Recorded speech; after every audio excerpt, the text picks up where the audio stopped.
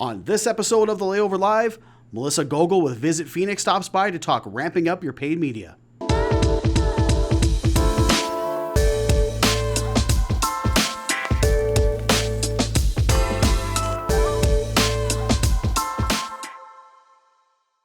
Hello, everyone, and welcome to episode 142 of the Layover Live, where we bring you the top article from the Layover each week. I'm Jason Swick, VP of Strategy and Insights, joined today by our very special guest, who is just up the road from us, by the way. Melissa Gogel from Visit Phoenix joins the show. So, Melissa, welcome. Hi, thank you. Appreciate you inviting me. Yeah, super happy to have you again.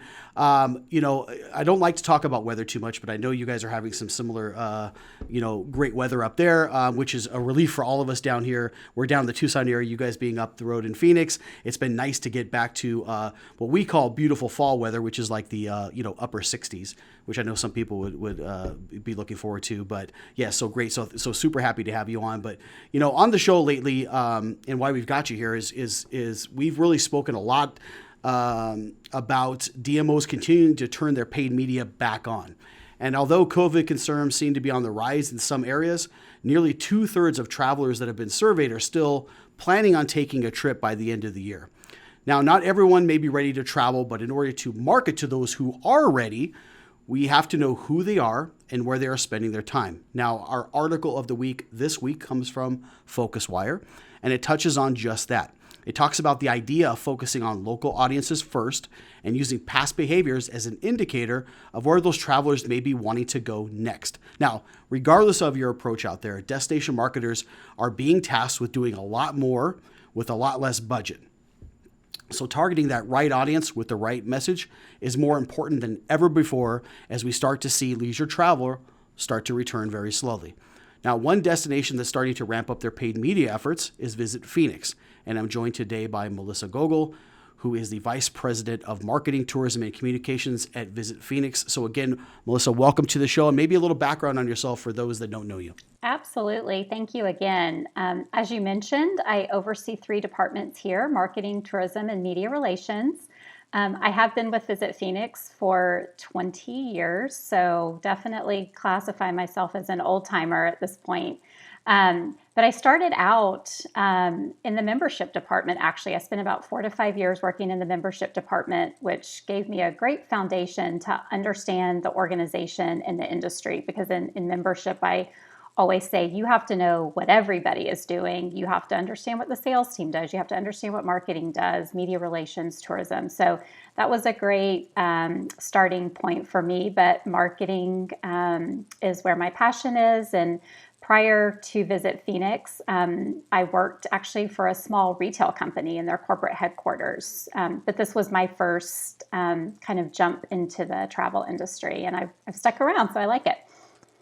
Yeah, good place to be. And you're spot on. I would agree. Serving both sides of the house really gives you a better perspective into doing that. But one thing I want to jump into is maybe sharing then, and we'll just get right into it. Is maybe sharing a little bit about Visit Phoenix's year. And I'm sure very, not much different than everybody else's, but everybody is a little bit different. But maybe let's jump into a little bit about your guys' year and how maybe you've approached ramping up your paid media campaigns. Sure. You said it. Our year is not too dissimilar for most other destinations. When we were all hit with the pandemic in March, we, like most people did, we paused advertising. And for us, March is one of the best months here in Phoenix in terms of the events that we have going on, the weather. Our hotels are usually very full. So it was a really hard time for it to hit us in particular. But we did do what we needed to do, which was pause advertising. That was, of course, the right thing to do at the time.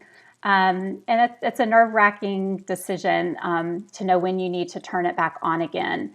So we did start turning things back on in May, but even then it became quite a game of starting and stopping between the very important topic of social justice, COVID-19 cases rising. We were really just trying to make the most responsible decisions that we could at the time. So, it was kind of a daily thing at some point, just knowing what was going on in the world around us and making decisions. That's obviously the great thing about digital advertising is that flexibility to start and stop. So that was what we did. And yeah, we started with social media, as I'm sure most people did. That was our first jump back into paid.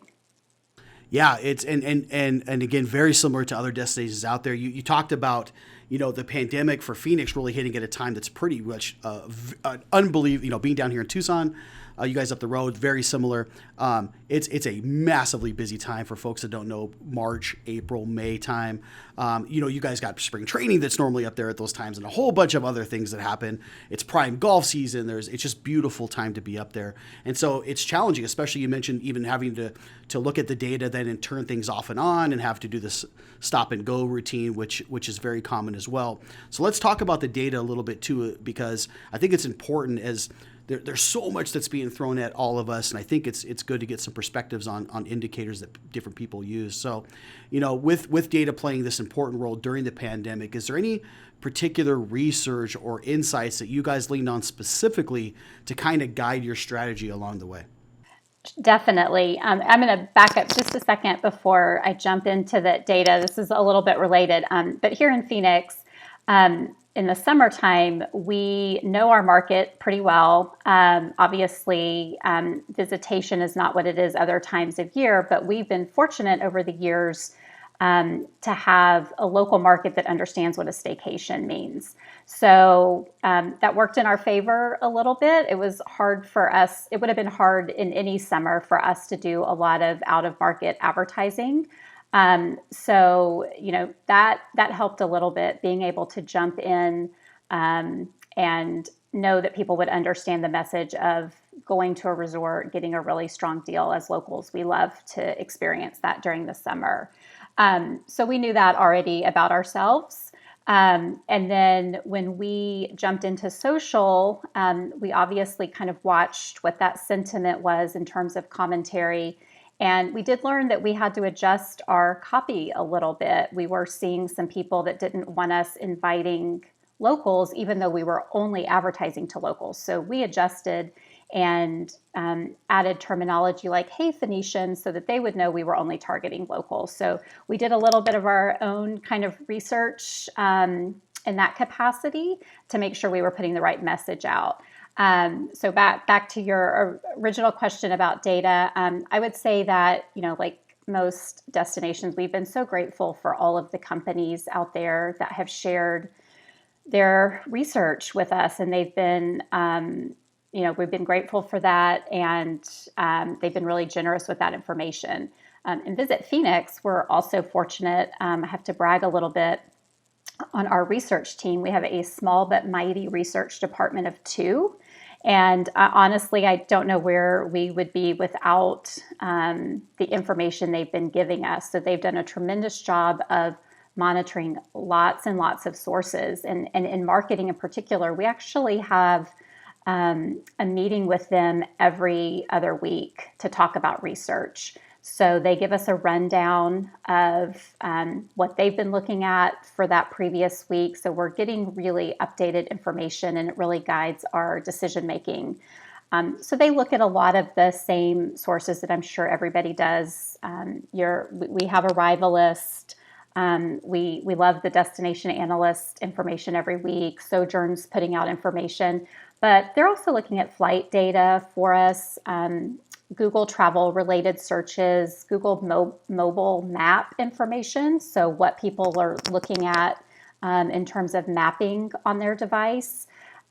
We look at dining information too. Open Table offers some free information so we can see how we compare nationally with traffic into restaurants, of course, based on what information Open Table has, but we can see how we're comparing even within our own county about how businesses and restaurants are doing. And we're also a big meetings destination, of course, so they also look at trends on the meeting side and share that with us as well. So we're not only thinking about the leisure side, we're thinking about meetings as well and what's appropriate messaging and when it's the right time to be talking to planners as well. Yeah, great stuff there, and thank you for sharing that. I think, when you when you look at all these different sources, and again, not like others out there in the space, looking at many of the same type of things, right? You said, hey, we're using DA data or destination analyst data for things like sentiment and to see what trends are maybe moving in a certain direction. You're looking at arrivalist data to see if that's transferring into people in market. Looking at web analytics data. I love that you guys have a research team and that you're able to have a team. I mean, that is a real benefit and maybe ahead of the curve on some DMOs in terms of how they approach data, because it is getting to be a complex space with all these different things coming at you. So it's wonderful that you guys are able to leverage a team, however small, to be able to have someone there to keep an eye on those things, right? Because it is complicated when you're trying to stitch together several resources and trying to make heads or tails about what's happening. And you touched on it a little bit with some of the dining and open table. I think that's wonderful. So you're looking at all the different segments within a DMO and what's meaningful that make up a whole destination. More specifically then, what metrics and KPIs are you guys then using as you guys are doing some of those things to measure success with some of the paid media stuff, Melissa, that you guys are working on? And I got to imagine that, some things have changed and maybe some things have stayed the same in how you're measuring success, but maybe talk about how those are maybe either the same or have changed over previous years. Well, I think they've changed a little bit for sure. Right now, we're really focused on looking at month-over-month metrics. I'll be honest, it was getting a little depressing for the team to look at year-over-year website traffic. I know a lot of your clients are quite familiar with that. And that's just historically what we've done is trying to compare ourselves to the previous year and always trying to improve on that. Times are different.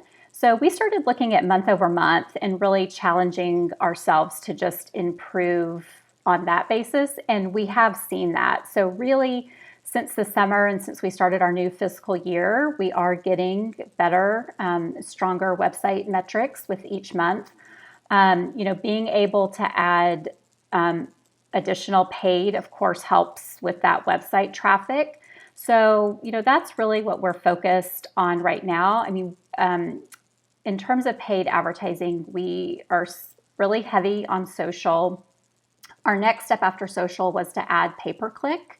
And then we've been expanding our markets as well. Originally, we started in Maricopa County, which is where Greater Phoenix is, extended through the state, and now we have extended to some other drive markets. And we're still able, though, to talk about those deals at our hotels. So, we reached out to our hotels and said, hey, please, continue to share with us deals. So anything that you're offering for the fall. So we drive a lot of that paid traffic to those special deals, and we have been keeping track of how many clicks our partners are getting. So that's something that we've been doing from the beginning, and we see lots of traffic going to those URLs that are directing to those deals. So that's the primary thing, nothing earth-shattering, but I will say it's a nice feeling to look at those month-over-month numbers and watch ourselves continue to do better each month. Yeah, that's wonderful. And yeah, a few things there. First off, you guys are doing a lot of things really well. There's some really cool comments that I want to elaborate on a little bit that came out of that. So first off, I think doing the month-over-month measurement is very wise. I think if you look at how things are in the world today, we have to take these short-term looks at things because the world is changing so dramatically. You talked earlier on about the off and on approach. Well, that kind of takes the year-over-year stuff and makes it a little weird to measure and stuff. So these kind of short-term month-over-month bursts is a great way to be able to gauge how things are going, right? And it's a realistic way to look at things. The fact that you guys are starting, kind of closely related and then kind of expanding your markets as you get a little bit more data and a little more insights. Okay, now we'll expand out to wider drive markets and feeder markets and things, leaning on some of those partners for some of the deals so you guys can do hotel partner referrals. So you're continuing to show DMO value by driving traffic to those partners. These are all fantastic things. And I love this approach that you guys are taking it if just for lack of better terms, kind of bite-sized along the way, learning, iterating, and moving on, I think is a very wise way to approach things. And I love to hear that. So thank you for sharing that. One thing we've done, Melissa, I think along the way that's helped, and we even compiled them last week in a collage of efforts to try to show advice for what DMOs are doing out there. And we'd love to ask you the same type of a question, because I think getting those insights from people around the industry like yourselves who are doing an excellent job really helps to help those out there who are like, wow, I don't know, should I be turning my paid media back on? How did they approach it? How should I approach these things? Because you're getting inundated with things from all over the place. So maybe, in closing, maybe what advice do you have for your fellow marketers out there? Any tips that you'd like to share, that maybe things that you've learned along the way, or advice you'd like to pass along to some of your fellow destination marketers out there? Sure. Well, I have to start by saying I have a lot of smart colleagues out there, so I don't know how much advice they need, but I think the biggest the biggest tip that I can give is just to remember to be true to your destination. Although we're all in a similar situation right now, each destination is a little different, and I think we have to take that responsibility of knowing what the readiness is of our destination and how far can we stretch that advertising, and just making sure that we're on top of, knowing what's going on. If we're advertising to the drive market, are we sure that those, cases are at a good place? We don't want to be inviting people into the destination that might not be responsible. So everybody's going to know that about their destination. And I think it's easy to see our colleagues doing things and we want to be like, oh, we want to do that too. But I think the most important thing is to just understand where your destination is, and do what's best for the destination. We're also, the great thing again with digital and social is to be able to target really specifically. So we have been using keywords that we hope are targeting responsible travelers, to make sure that people are going to be respectful when they come into the destination, follow guidelines, so that we can all keep moving forward. Yeah, great stuff. I think that's good advice, guys out there. So stay true to your destination. Although we're all the same and have the same problems, the way we approach those things could be very, very, very different. So excellent advice. Thank you so much, Melissa, for coming on today and sharing what you and the team at Visit Phoenix are doing. Really appreciate it. Yeah, thank you for having me. It's fun. You bet. And thanks for tuning in each and every week. If you're not subscribed, please do so now. We're also available on Spotify and iTunes if you want to consume us through audio podcasts. So thanks, everyone. We'll see you next time, and have a great day.